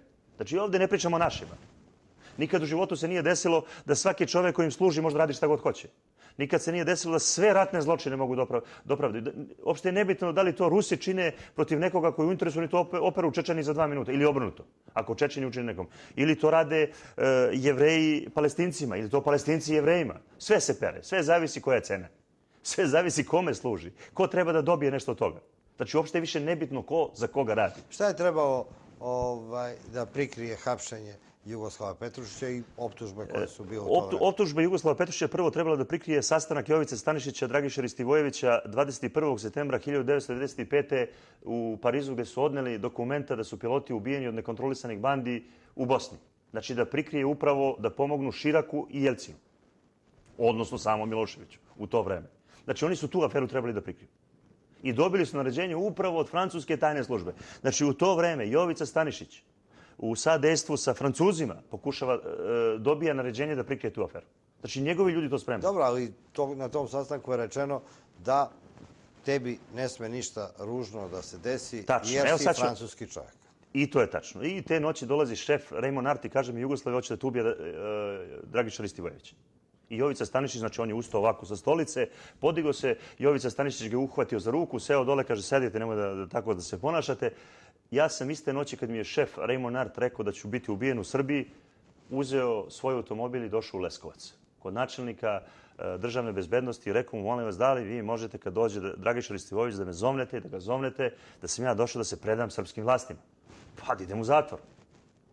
I sutra dan kad je došao Dragiša Ristivojević iz Pariza, on ga je pozvao, a Dragiša Ristivojević mu odgovorio nek se ponaša po pustima francuske države. Ja ne moram dalje da vam pričam da li sam ja bio poznat u ovoj državi ili nisam. Ali pri tome, načelnik službe državne bezbednosti iz Leskovca na suđenju, čovjek me ne prepoznaje. Previše popio čovjek pa ne može da me prepozna. Možda i nije alkoholičar, ali čovjek nema memoriju. Verovatno od kad je otišao u penziju ne može se seti šta smo mi radili i čime smo se mi bavili. A pri tome je za vreme rata na Kosovu dozvolio da preko 30 kamiona s leševima prođe njegovim teritorijom. Lično ga je David Gajić zvao. Čime se oni bave i kako se bave, to je njihov problem. Čekaj, ali tvoj slučaj... Evo, sad ću ga nastaviti. Znači, u tom mom slučaju oni su htjeli da operu, to je prva stvar. Druga stvar, da prikriju sastanak sa Radovanom Karadžićem. Znači, oslobađanje francuskih pilota iz Bosne. I šta su htjeli da urade. I ko je hteo koga da protera. To je Oluja 2. Znači, glavna stvar je bila Oluja 2. Znači, ne ništa drugo. Ali u isto vreme su zaradili novac. Druga stvar je bila da prikriju predaju Radovana Karadžića 1997. i zatvaranje Haga. Treća stvar, prikrili su naoružanje koje je poslato Zairu, gde smo mi uzeli $10 miliona i gde smo trebali da dobijemo naoružanje od francuske države, znači naoružanje. Nebitno što to nisu... Staro za novo. Ne, to nisu bili tenkovi topovi, nego su bili uređaji koji bi zaštitili rat na Kosovu, da ne bude rata na Kosovu. U čitavoj toj operaciji učestvovao i Zdravko Ponoš. Znači, on je pravio taj sistem. Jedan od učesnika, nije samo on. Bila su još 3 druga doktora nauka. Znači, i to su prikrili kroz moj proces. Treća stvar, trebalo je prikriti da sam ja 4 godine donosio podatke šta će biti na Kosovu. Jedan od sastanaka je bio od 5. do 8. decembra 1997. godine u kancelarijama službe državne bezbednosti, gde sam im rekao da će 28. februara 1998. godine biti napad na kuću Jašarije. Znači, od 5. do 8. decembra sam ja njima dao sve te podatke. Znači, oni su bili upozoreni o svemu. 4. aprila 1998. godine sam ukrao tajne planove za bombardovanje Srbije. I sve druge informacije koje su ticale pripreme rata na Kosovu. Od Buriš Bukoši, Ašim Tačija, Agim Čekua i drugih, da ih sad ne navodim. Znači, apsolutno sve strukture bezbednostne u Srbiji su imali te podatke. I sve skrivale, ali ne od Miloševića. I on je znao mnoge podatke. Ali svi su oni sarađivali sa tim tajnim službama, odnosno sa tim privatnicima tih tajnih službi i oni su ih prevarili. Znači, ništa ovdje ja ne umanjujem odgovornost bilo kog čoveka iz naših struktura koji je bio u inostranstvu. Znači, svako je bio američki agent, engleski, francuski, odnosno izraelski, jer ti ljudi nisu imali mozga. Oni sednu sa bilo kojim čovekom, čak i ako nema škole, a pri tome priča engleski, oni su u stanju da mu ljube ruku. ili čovek iz Francuske. Iako su ti ljudi jako nepismeni. Kad kažem nepismeni, nisu oni nepismeni u smislu nepismenosti školske, nego su nepismeni u smislu kulture ovog naroda. Onoga što je bilo na ovim teritorijama. Njima je samo potrebna vlast i novac. Znači, to je bila druga stvar. Trebalo je prikriti sva ta dokumenta. Trebalo je prikriti svu moju saradnju između tajnih službi srpskih i francuskih. Trebalo je prikriti na Kosovu da sam spasio 30.000 dece i doneo dokumenta. Jer plan je bio da bude ubijeno 30.000 vojnika i da narod bude toliko ožalošćen, znači na svakog umrlog vojnika bilo bi od 50 do 100 ljudi koji bi bilo ožalošćeni, pa tih 3 miliona ljudi je trebalo srušiti Miloševića. I to sam sprečio. Uništavanje kompletne naše tehnike. Znači, kompletan vojni i policijski vrh, kad kažem kompletan, glavnina vojnog i policijskog vrha je radila za strane tajne službe. Čekaj da te pitam, Jugoslav, da li je tebi neko nekada u Srbiji i Francuskoj rekao hvala za ono što si uradio? Ne. Iz jednog prostog razloga, jer ja sam bio čovjek koji ne postoji. Ja nisam ni trebao da postojim. I ne trebam da postojim u ovakvim stvarima. Moj posao jeste bio da pričam mnogo. O glupostima i svim ostalim stvarima. Zato svi se služe danas time, a ne mojim delima. U tome je moj najveći problem da ja objasnim ljudima da to što sam ja radio, da je to najozbiljnija stvar na svetu i da je moj život bio mnogo ozbiljna stvar. A da u suštini nebuloznim pričama koje sam ja iznosio je... I koje su od tebi iznošene? Koje su iznošene je bilo u suštini samo prikrivanje mojih radnji. To danas tajne službe rade u svim zločinima koji su se desili na Balkanu, Evropi, odnosno u svetu. Znači, iste te stvari. Jednu priču pričaju, a sasvim druge stvari rade. To je moj sistem i način života bio. Znači, šta je to PAUK? PAUK je operacija koju su smislili upravo engleski tajni agenti 1991. i napravili parabanke i paravojne jedinice, ali ne samo u Srbiji, nego i u Hrvatskoj, i u Bosni, i na Kosovu, i te ljude poslali u rat. I onda su nam postali gospodari života i smrti, Kapetan Dragan, Arkan, Paraga, Juka Prazina, Caco, Ramuš Radine. To su postali gospodari života i smrti. I tim ljudima su komandovali isti ljudi, verujte mi. Ali njima su... Kako kad su oni međusobno ratovali? Ko je ratovao između sebe? Oni. Nikad u životu. Oni nikad nisu zvanično. Oni da su ratovali, oni bi se poubijali između sebe. Da li ste vi kad čuli da je jedna drugu grupu napala i pobila? I kako nikad niko se ne nađe negde gde nema šta da se... Kad kažem pljačka, nisu oni pljačkali. Među njima je bilo mnogo poštenih momaka, da se mi razumemo. Nisu svi ljudi koji su došli kod Arkana bili nepošteni. Nisu svi ljudi koji su u bilo kojoj jedinici bili nepošteni. 95% je bilo vrhunskih profesionalaca. Ali posle 2 ili 3 meseca samovolje, svako je radio šta je gotovo. A ipak ovaj rat, bez obzira na strahote koje su ga pratile, je bio jedna oda bratstvu i jedinstvu. Kriminalci svih zemalja ujedinite se. Ne. Ako pogledate, vi samo niste pratili ratove, recimo, koji su se dešavali na teritoriji, na ruskoj teritoriji, odnosno na teritoriji Bliskog istoka, Afrike, Azije, svuda su iste priče. Znači, svuda se iste stvari dešavaju. Evo, takva stvar se desila u obali Slonovače. Takve stvari se dešavaju u Latinskoj Americi, takve stvari se dešavaju u Venecueli, takve stvari se dešavaju u Birmaniji, u Laosu, takve stvari se dešavaju u Šrilanci. Takve stvari se svuda dešavaju.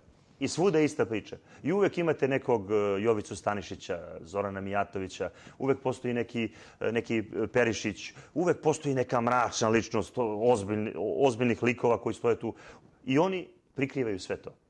I dan danas, ako pogledate, ako dozvolite ubistvo ovog nesrećnika iz Francuske, pa Čeda Jovanović sutra dan izađe za govornicom i kaže ja znam da je taj dečko radio za tajnu službu. A ja vam tvrdim danas da sve te grupe navijača su upravo kontrolisane od ljudi iz tajnih službi. Znači, nema potrebe, ali on neće da kaže za koga radi i koga je poslao te noći. A taj nesrećnik iz Francuske, znači, pozvao sam Francusku da pitam ko je taj dečko, me interesuje, je imao zdravstvenih problema. I on je u suštini umro jednim delom i od svojih zdravstvenih problema. I taj nesrećnik koga su ljudi iskoristili nije mogao da pobegne te noći. Znači, on nije mogao da pobegne, ostali su pobegli. Jer inače bi povredili druge momke. On je bio, dečko imao zdravstvenih problema. I o tome niko ne priča.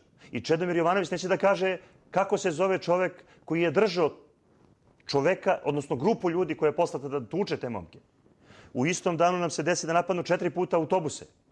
U istom danu nam se dese mnoga druga krivična dela i ljudi se pitaju, pa dobro, šta je ovo? Sve je izmanipulisano. Šta je ovo? Pa ja vam kažem, sve je to izmanipulisano, isto kao što ste imali Firera, ja sam to ranije pričao, ode u Italiju i kaže ja ne razumem ćirilično pismo, a on školovan u Engleskoj. On ne razume ćirilično pismo. On ne zna ni latinično pismo da priča. Ne zna ni šta je fašizam. Isto ga čuva jedan čovjek iz službe državne bezbednosti. Isto ga čuvaju sudovi. Znači sve je korumpirano. Kompletan sistem je u strahu.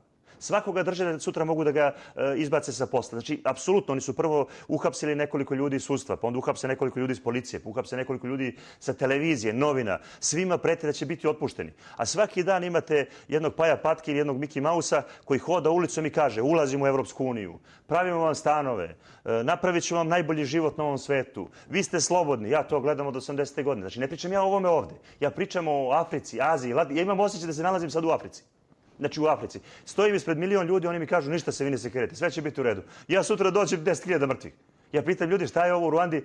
Ma kaže nema veze, sutra rešit ćemo mi to. Kaže, to nam je potrebno radi jednog snimka televizijskog, radi jednog televizijskog snimka. I onda se pojave Doktori bez granica, nevladine organizacije, napišu 2 izveštaja, slikaju se 10 dece i kažu gledajte šta mi radimo.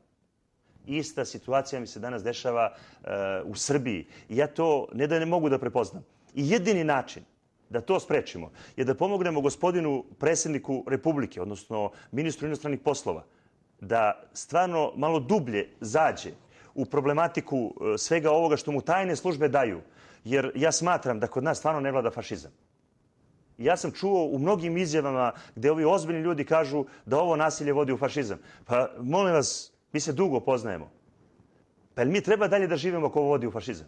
Da li sve ono što smo mi učili 40 godina, danas treba neko da nam kaže da jedna tuča na ulici vodi u fašizam. Ja sam stotinama puta u Francuskoj upravo te demonstracije zaustavljao protiv Arapa. Pa vi ne možete da verujete, oni čitav kraj zapale. I svi ćutimo. Oni su mi ubili čoveka posle Rambujeja. Znači, posle Rambujeja je bio ubijen jedan naš predstavnik. 3 meseca sam se ja borio da samo obdukciju izvrše. Znači, ne, ovo nije kritika i upoređivanje s ovim nesrećnim životom koji se desio da ubiju jednog bolesnog čoveka.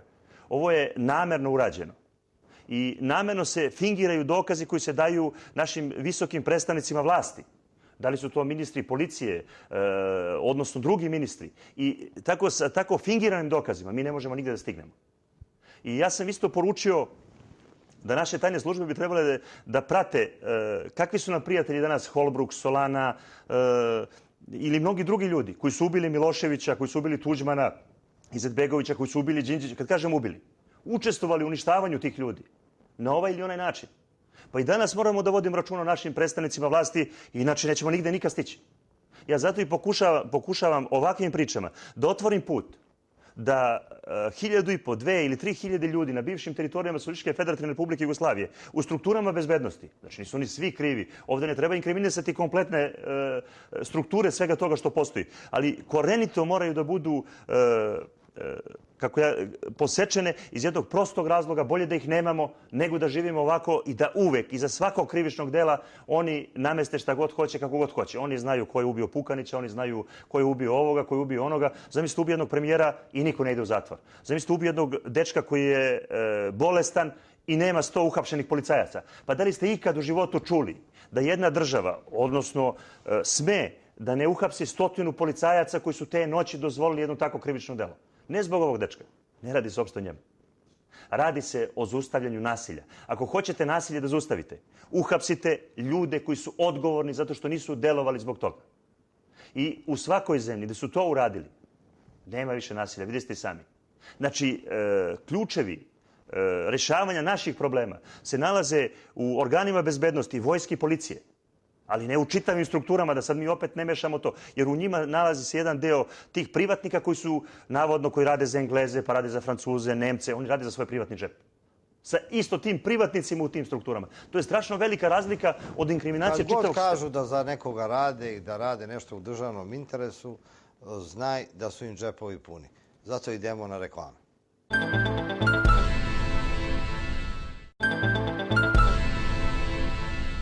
Kad govoriš kao da tvoj glas dolazi iz jedne zone sumraka koja je običnim smrtnicima potpuno nepoznata. Iz jednog prostog razloga, ako se nađete u situacijama u kojima sam se ja našao, gdje... Koliko godina si ti živeo u zoni sumraka? bez imena, bez prezimena, sa lažnim imenima, U zadnjih sa 20 lažnim pasošima, zadnjih- sa lažnim idejama. U zadnjih 20 godina. I zato ja sam u suštini jedan dobar katalizator koji može da prepozna, ali ne kod nas, na našim teritorijama, nego planetarno. na bilo kojoj planetarnoj teritoriji ja mogu da prepoznam šta se dešava. Znači, da li ćete im dati mačete, bombone, čokolade, meso, pirinač, novac, odnosno bilo šta, nevladine organizacije, pomoć, stvarnu pomoć, mogu da prepoznam zašto je urađeno. I da smo mi ušli upravo u zonu sumraka iz jednog prostog razloga, jer smo došli u situaciju da danas upravo ti ljudi koji nemaju karaktera su shvatili da jedino što mogu da urade je da koriste svoje pozicije na mestima na kojima se nalaze upravo u tim tajnim službama i da čine ovo što čine. Ali ne samo kod nas. Evo, ja znam, ista ovakva situacija recimo u Rusiji, ista ovakva situacija u Kini, na Bliskom istoku, ista ovakva situacija u Saudijskoj Arabiji. Ja sam i tamo radio. Znači, nikakve razlike nema u odnosu na sistem gde se nalazite. I tamo imate sličnih procesa, i tamo ubijaju ljude, i tamo dozvoljavaju jednima da budu teroristi, drugima navodno antiteroristi, trećima zeleni, žuti. Tako vam je isto danas i u Izraelu, tako vam je u Francuskoj, Engleskoj, Nemačkoj, tako i u Srbiji. Nemoj da mislite vide samo situaciju u Srbiji ovakva, ko što je kod nas. Nemoj da mislite da je kod nas kriza. Mi mnogo dobro živimo. Kako se živi u svetu? Verujte, mi mnogo dobro živimo. Kako se živi u svetu. A dobro, kako nas uporediš sa ovim tvojim avanturama iz Afrike, iz Kolumbije, super je i ovo. Ali ne iz... A čega, recimo, ti, Jugoslave, ovde baneš povremeno 3-4 dana i onda te nema. Ti si u nekim tajnim misijama. Ja sam čuo da se boriš s piratima u Somaliji, da otkako se ne javljaš i onda baneš ponovo. Kako? Ti si ovako na dugme. I oni te pozovu, ubace u neku akciju i ti ovde... Ne zovu ni mene u nikakvu akciju. Oni žele da na jedan legalan način me vrate s nogama napred. Znači, oni žele da me vrate s nogama napred. Oni smatraju da sam mnogo trajao. Znači, normalno ljudi slični... Jel ljudi tvog kova imaju strogo ograničen rok trajanja? Ja mnogo trajem. Zašto me... I ostavio si mnogo tragova. Ne samo da sam ostavio mnogo tragova. To je gotovo nespojivo s tvojom službom. Sve se slažem ja. Ali oni su sami izabrali moj način funkcionisanja. Ne samo oni. Koliko god... Čekaj, oni ti kažu da govoriš, ti govoriš. I oni ti kažu da ćutiš, da ćutiš, ti začutiš. Ne, to je nekad bilo. Ne, nekad je bilo stvarno tako. A sad si je oteo kontrolu? Nisam se ja oteo kontrolu. Ja sam verovao u to što su mi ljudi servirali. Ja sam verovao i srpskoj tajnoj službi. Ja sam verovao i engleskoj, i američkoj. Ja sam verovao i izraelskoj tajnoj službi. Ja sam verovao svim tajnim službama. Ja sam smatrao da su to ljudi od zakona koji kad sede preko puta... I da čine nešto dobro za čovečanstvo. Ne samo da čine, nisam mogu da verujem da će vas neko nagoniti na zločin. Pa da li vi možda verujete da neko može da učini zločin, da kaže da svi ljudi predaju oružje u Srebrenici, da daju pismo Naseru Oriću, čak i on prevaren, i Jovica Stanišić, ali su bili inicijatori zločina. I da ljudi bace oružje, da dođu, da to treba da bude svetski dan mira u Bosni i da nikad više ne dođe do rata. I da iz svih gradova ljudi počnu da izlaze, odnosno iz zatvora svi da budu pušteni. To bude dan najvećeg zločina mog naroda. Kad kažem mog naroda, mislim na Evropu. Znači, ne može ova muka da bude srpska muka, niti muslimanska, niti albanska. Ovo je muka čitavog evropskog naroda. Mali smo mi narod da bi ovo bilo naša nesreća. Ljudi moraju da shvate da su ove nesreće koje se dešavaju, su evropske nesreće, odnosno svetske nesreće. I mi moramo iz ovoga da izvučemo pouku, da shvatimo da ljudi koji nas vode da raspravljamo o ovome su u suštini bolesnici kojima su potrebni psiholozi. Da li se oni zovu Solane, Širak, Milošević, Tuđman, Clinton ili neko iz Saudijske Arabije ili neko iz nekog... Meni je uopšte nebitno. Po meni ti ljudi nemaju materijalnih, moralnih i duhovnih vrednosti da rade to što rade. A najmanje ovi ljudi danas koji se bave ovim. Pa vi hoćete mene da ubedite, jer ja to mogu da prepoznam, u našoj zemlji za mjesec dana se toliko radikalizovala stvar da, recimo, jedan gospodin ko što je Homen ne silazi sa televizije. Pa ja hoću da ga pitam gde je proveo detinjstvo. Da li on zna šta je fašizam? Ali ne da bi ga uvredio, nego upravo da mu pomognemo da on... Ne, neki ljudi kad ustanu da brane Srbiju, oni Srbiju dovode u neprilike i stavljaju na optuženičku klupu. Ja upravo zbog toga i pričam o svemu ovome i pokušavam da kažem da mi našim relevantnim političkim faktorima, upravo mi, koji se malo razumemo u sve ovo, jer meni ne dozvoljava nigde da pričam, želim da ih upozorim da profesionalci koji su mnogo proživjeli, čak i koji su činili zle stvari, ne dobre. Ja mogu da imam iskustva samo ako sam prošao sve ovo. Ja ne mogu da imam iskustva ako ništa ne znam o svemu ovome. Ja želim da ih upozorim da mnogi informacije koje dobijaju nisu tačne i koje su fingirane upravo od strane ovih istih ljudi koji su se pokazali na delu od 1990. godine do današnjeg, od 1990. godine do današnjeg dana. Jer iza nas šta je ostalo? Ratni zločini, razaranja u svim ovim zemljama koje nas okružuju, politička ubistva, kriminalna ubistva, pljačke. Nije opljačkana samo Srbija. Opljačkana je i Bosna, i Hrvatska, i Kosovo, i svi ti narodi danas umiru od radijacije ili ne znam čega. Znači, nismo mi jedini narod koji pati ovdje. Nismo mi jedini ugroženi. Mi smo samo bili osovina da se to pokrene. Ali ja ovako kažem, pa šta će ti ljudi svi na našim teritorijama ako mi ne valjamo ovdje? Ja samo to pitanje postavljam. Što oni otvaraju banke kod nas? Što glume kod nas? Što pevaju kod nas? Što jedu po našim restoranima? Što uopšte dolaze na našu televiziju? Nemoj da nas brane. Evo ja im kažem, kakav god bio sistem Miloševića, Tita, nebitno, odnosno danas našeg predsjednika, neka puste našeg predsjednika da nas vodi kako on zna i ume, nemoj više niko da nas brani, ništa, nemoj da nam postavljaju ni vojsku, ni policiju, nikoga. Neka nas ostave kad ne možemo ništa da radimo, predaćemo se, skinućemo pantalone, sad je u modi da skinemo pantalone, izađemo na ulicu, primit će nas svi... To je parada ponosa. Ne parada ponosa, ovo više nije parada ponosa. Ovo nema nikakve veze sa ponosom. Ja bih volio da vidim i jednu... Je maršira kroz Srbiju parada ponosa? Ne, izvinite, molim vas.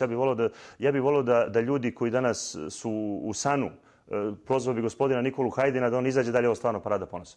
Ja bih volio da mi gospodin Nikola Hajdin, koji je predsjednik SANU, objasni da li je ovo parada ponosa. Volio bih da mi gospodin Labus kaže da li je ovo parada ponosa. I mnogi drugi ljudi koji su me učili šta je ponos u ovoj zemlji. Volio bih da izađu generali, stariji generali, da mi kažu šta je ponos. Da izađu ljudi koji su me učili kroz osnovnu školu, kroz srednju školu, koji su me učili na fakultetu, da mi vi sa televizije kažete ako je to ponos. Pa možda smo mi živjeli u zabludi do sad. Pa ceo život smo protraćili u vodu. Ne, ako smo mi protraćili, onda danas kažete da je to u redu, pa da ovoj deci omogućimo da imaju pravi izbor. Ne samo pravi izbor, možda je to pravi izbor. A zašto ni... Pa jest. A zašto bi se mi borili protiv toga? Pa i ta deca koji su homoseksualci, pa i oni su moja deca. I nacisti su moja deca. I ovi ljudi koji su dobri ljudi su moja... I pedofili. I svi... Pa mi trebamo te ljude da dovedemo, odnosno da im pokažemo put da to što rade ne valja. Ali kako? Pa da izađemo, da zviždimo pištaljkama kad nešto ne valja. A ne da rušimo, ne da ubijamo. Nismo tu da napadamo ljude koji dolaze inostranstva, nego smo tu kad nešto ne valja, hoćemo da protestujemo pored nečega, da opet se latimo kašika, šerpa, lonaca, kalauza, burgija, šta ja znam, čega god hoćete, pištaljki, pa kad nešto ne valja, u 8, pola 8 uđemo uveče pa zviždimo. Ako nam nešto ne odgovara. A ne da mi koristimo silu prema bilo kome, jer su to isto naša deca. Znači ja ne mogu te ljude, ako misle drugačije, razmišljaju drugačije ili čine nešto drugačije, da sad generalizujem i da kažem došlo do jedne tuče, razbijena 4 autobusa, a vi kažete mi smo fašisti. Pa kakvi smo mi fašisti? To hoću da znam. Da mi neko objasni. Ako postoji jedan Kragujevac, Banjica, Bubanj Potok, ako postoji 1 milion ubijenih Srba u Prvom svjetskom ratu, 1 milion ubijenih Srba u Drugom svjetskom ratu, i neko hoće da kaže da ja živim i da ću biti fašista zato što je bilo ovakvih nekoliko problema i da je ovo nastavak politike 1991. godine. Ja stvarno ne znam da li je moguće da neko može tako nešto da izgovori, a da nije instruisan upravo od strane tajnih službi da nisu dali lažna dokumenta. Kada će Srbija biti rehabilitovana konačno? Srbija ne može više nikada da bude rehabilitovana. Mi smo progutani, kad kažem progutani, pojela nas je Evropa. Ali nije to naša Evropa. Nas pokušavaju da stave u Evropu, ali mi smo u Evropi. Srbija će biti rehabilitovana kad dođe do sukoba između verskih zajednica 2013. na 2014. godinu. Ne zato što ja... Ti najavljuješ jednu svetsku kataklizmu? Ne. Ja najavljujem jednu svetsku krizu koja je osjetna i koja ne može da se vrati nazad. Vi ne možete da vratite nazad ni radna mesta, vi ne možete da vratite nazad ni sve ovo što radite, vi ne možete da vratite ni edukaciju ljudi, vi ne možete da vratite nazad ništa. Ni skupoću života, ni načine života, vi ne možete da vratite ni proizvodnju poljoprivrede, apsolutno ništa. Niti kulturu.